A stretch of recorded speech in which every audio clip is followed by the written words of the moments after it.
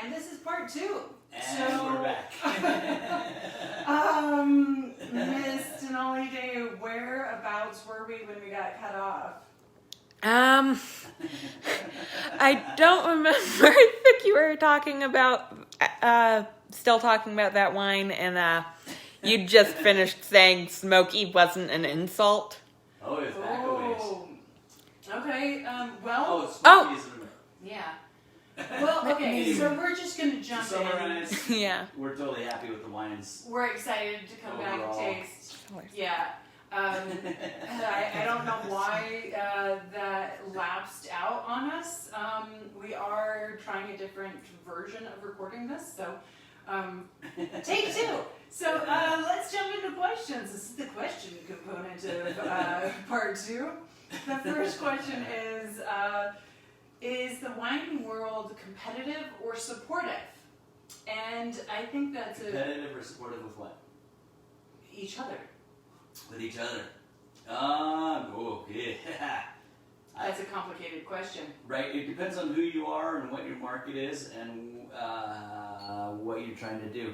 So I think, from a distribution standpoint, it's highly competitive. Restaurants only have so much room on their wine list. Stores only have so much room on their shelves. If you've got 10 Cabernets, you don't need, I don't know. Yeah, there You is see what that. I'm saying, or Montepulciano. Say you maybe you want 2 good Montepulcianos on your list, but that's it. Like, so if they've already found those, good luck getting yours in, Yeah, I do think that there's the way we have our business is that we are very supportive of other wineries. We're very supportive of not only New Mexico wineries, but other wineries around the world that are doing things the right way, making great wines. We're very supportive of each other. Jesse, being president of the New Mexico Wine Growers Association, is also, a big component that we're supportive of each other, and we're bringing the whole group of New Mexico wineries forward. Everything that we can do that is positive is in support of each other is better for our industry. So I think that is really good. And that falls under the whole, all the fast food restaurants are in the same part of town, or all the office supply places will be right next to each other because people will go to that area to, so if you've got more wineries in one spot, like getting them there is a joint effort, and you guys are totally pals on that. But then you're trying to stand out so that they go to yours specifically. So you have to be careful. What is it? First. Yeah, what is it that you do great, and how do you promote yourself without damning the rest of the people? But it's also a very specific industry, so everybody is constantly sharing their equipment and their tools and their know-how, and I want my neighbors to make the best wine ever. Because that speaks well for all of us. So that's part of getting I don't know. And we're out in the boonies, so if I've got some tartaric acid and Josh Johnson needs it, and I'm not using it this week, I'll absolutely give it to him, and vice versa. So some of both. Absolutely. And I think if there's somebody that's not playing nice, I think the rest of the wineries kind of come together to support each other and kind of suggest that a winery that's not playing nice get on board. And so, it's a delicate thing. I also, just to throw out there, from my judging competitions, that component of the wine industry is really unique because it is so supportive. It is the one. It's a heavily male-dominated industry, and I think for a long, long time, it's been difficult for women to be taken seriously, have a real seat at the table, so to speak. But the experience that I have had from the beginning when I was young, 20-something years ago, and being a wine buyer and having people really take advantage of me and my want to be nice, as my what is she? What was she? She's my guru, my wine guru. She told me to own my inner bitch, and it's really good advice for somebody that is trying to be in this industry and be taken seriously. You don't need to be a bitch, but be able to own that somebody might call you that just because you're asking people to follow through. Yeah. And since becoming a wine judge in the last few years, I have found that it is an incredible group of people. And They are so helpful. They take me very seriously. And you've gotten a lot of help. Like the most help you've gotten from are some of the old school men that have taken you under their wing and being like, dude, this chica knows what she's doing, you know, and they're like, and opening doors for Yes. you right and left. And that. I mean, also your fellow female tasters, but For sure. But yeah, but absolutely. you had a really good response. And Plus, everybody in this whole thing, especially in the wine judging thing, but you know, winery, you know, the whole thing, we're all geeking out in a very similar way. mhm. So our natural inclination is to like each other Yeah. and geek out, even, you know, and go down rabbit holes all night long, like Yeah. figuring out like, you know, quirks and weirdnesses. But of course, there's competition as well. Yeah. Yeah. So I liked that. I thought that was a good conversation to have. Second question: anything change in the wine world due to COVID that you'd like to keep? Still working on initiating it actually at our own winery, but I feel like the hand-to-hand service Mhm. is something that I would like to pursue further, and Mm-hmm. I think That's it's a little bit more personal. mhm. I love the sit down. You know, it's It's nice. And you know, overall, I think we could all probably use this a little bit, except for a few OCD people. But like the cleaning things, you know, being more thorough and cleaning everything at all times, I think is a good thing. it's amazing, isn't Yeah. it? And now, I mean, Mexico was just so thorough. So everybody was wearing masks. You got hand sanitizer squirted into your hand. Your temperature taken. You walked. Every time like, you walk into a store, and then you walk through a little shoe bath, and most of the time they would also spray you down, like front and back. where maybe not most of the time, but In often. Oaxaca, it was like everywhere. And we even like got sprayed down going into the plaza area Oh, in yes. San Miguel de Allende. So like Yeah, you had to go through like Just this to little be spray sanitizer tank. out in the open. Yeah, we're not even going to go inside anywhere, and nobody is, and everybody got that. It made us feel like, Mhm. well, I mean, almost 3 months down there, and none of us contracted COVID at all. Yeah. And we're eating out, we're visiting markets, so that's a testament to the fact that masks and And sanitization, open air and all that stuff works. Yeah. So I don't know. I like it. I like a lot of these things. One thing I want back is inside and hand tastings. Yeah, It's yeah, gonna be no, so that would be good nice. whenever we can do tastings again. that like, would for be. real. But it also is encouraging people to actually think ahead, make a reservation. I also like this pickup stuff, so that's great. Okay, we're getting the signal that we're starting to get close on time, so we're going to jump into the third question. We're only at 20. Yeah, but we've got a couple more questions Okay, and okay. some other things to talk about. Okay, yeah, Hello. we're doing good, guys. We're just partying here. I hope you guys are partying out there. I hope you are too. I hope you can track us with like multiple, like, cut, now we're doing it again. I will post this to YouTube as one singular sensation. Singular sensation. Alright, so the third question is, I had a friend freak out that I served wine that had been opened for a week, but it was in the fridge the whole time. Isn't that supposed to keep it okay? It was a red. Yes. So, yes and no. Yeah. I mean, it depends on how much you had drank out of it, and if there was a lot of headspace. If it was half full and you just left it in the fridge thinking it's now going to be secure, a week later, it is going to taste terrible. Or at least different. It depends on the winemaker too. Like, it totally depends on if the it wine. had a little bit of VA and then it sat in the fridge for a week half open or half empty, then it would be horrible. Think of the fridge as like doubling your time, probably. Mm-hmm. You know, it's not. 2 days might be like 1 day on the counter or whatever. But so a week later, in theory, yeah, that wine is, for home consumption is fine, but to serve it to guests, maybe, I don't know. Like I would say that was pushing it probably, but maybe it hasn't changed that much depending on how stable the wine was to begin with. Yeah, I know somebody else that had kept a large format wine in the fridge for a month. Carlo Rossi? Yep.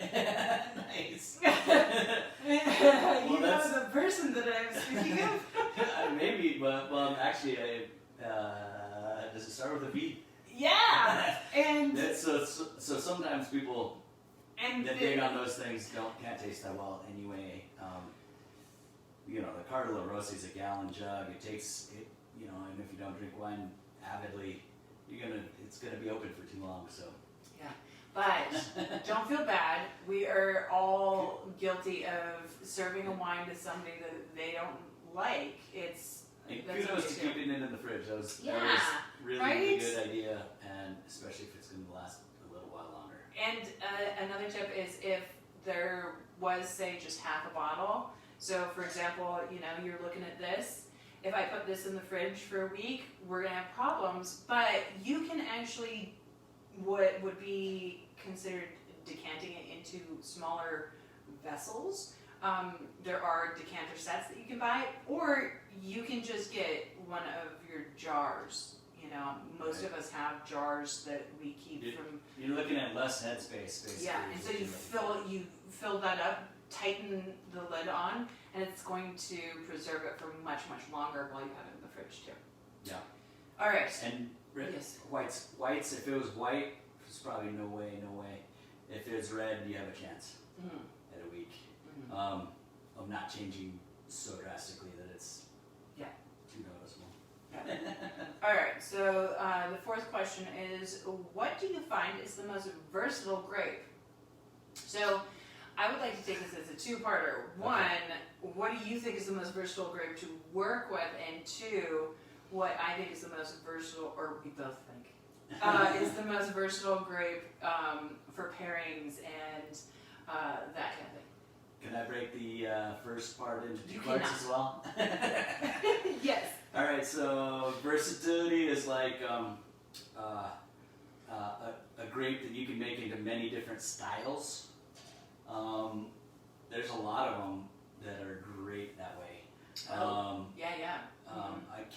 Cabernet is the most versatile as far as climates go to produce a solid product.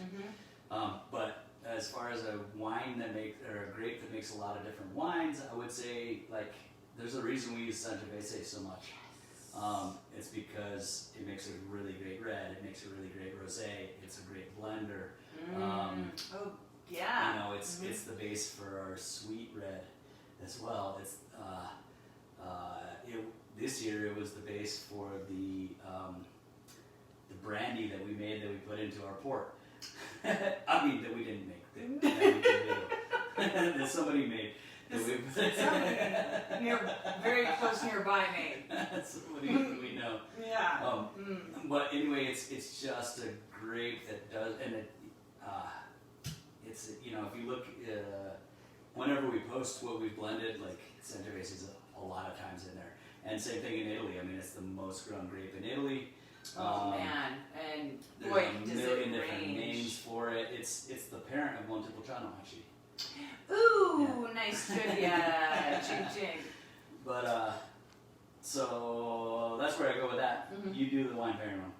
All right, so the most versatile grape is interesting. I was actually going to say Sangiovese as well because it can be so many things.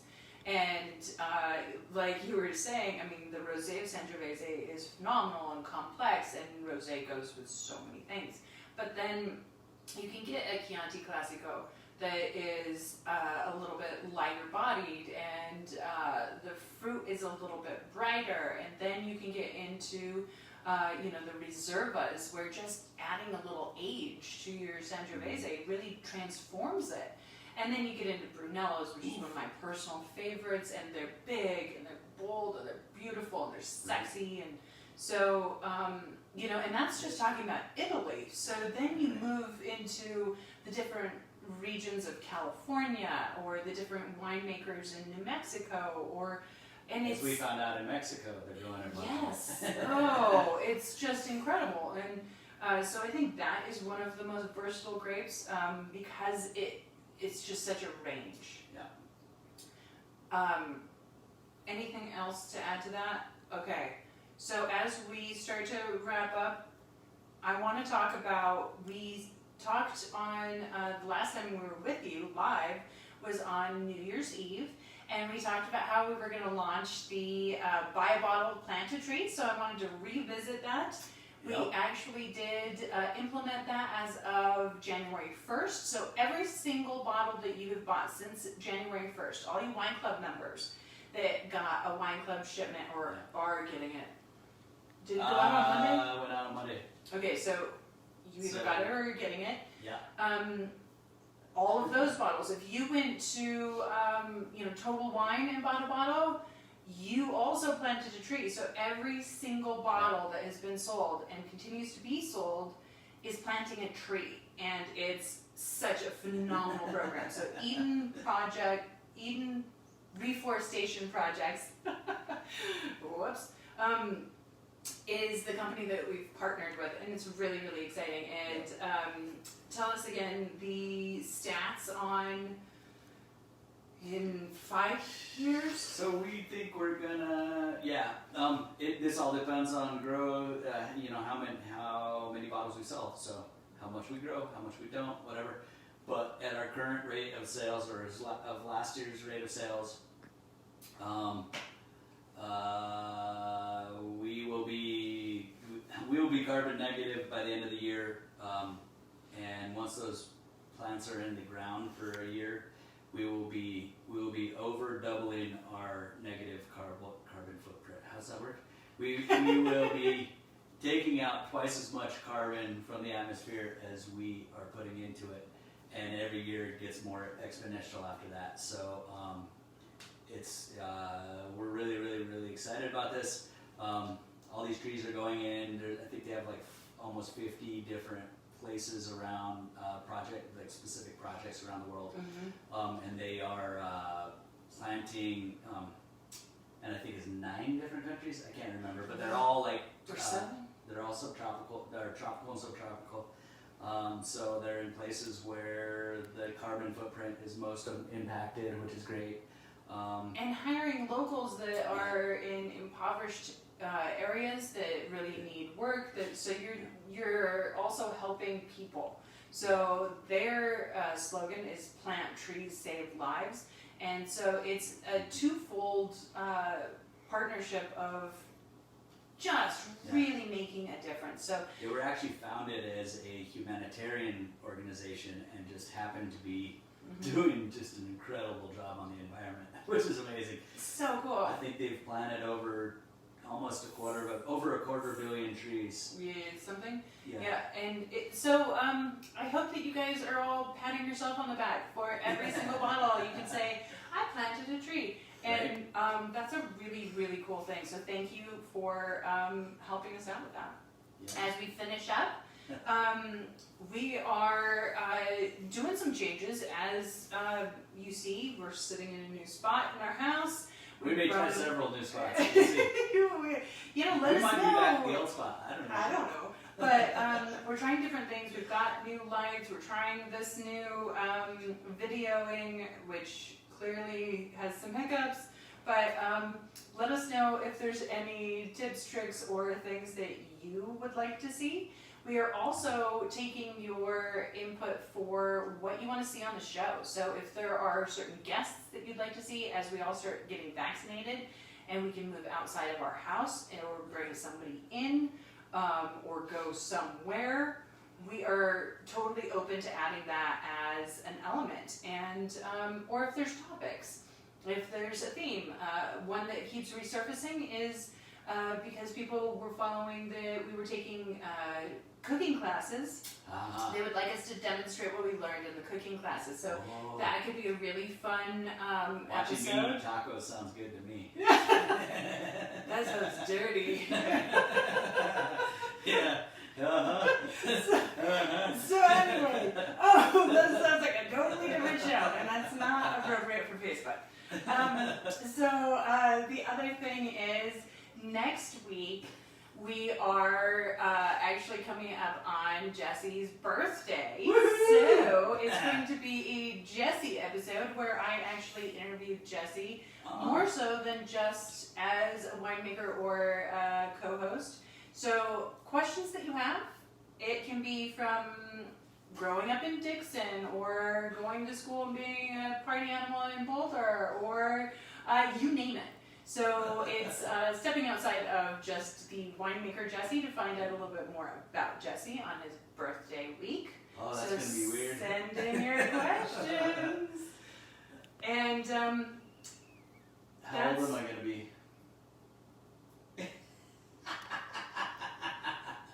Nice. 44? No. 43? No. 45? Uh-uh. No, you're not. Oh, fuck. I mean, no, darn it. Are you really? Oh no. Yeah. Oh wow, that's kind of a big one. I know. Oh damn, I should be planning more. Alright, well, we will see you live next week to celebrate Jesse's birthday.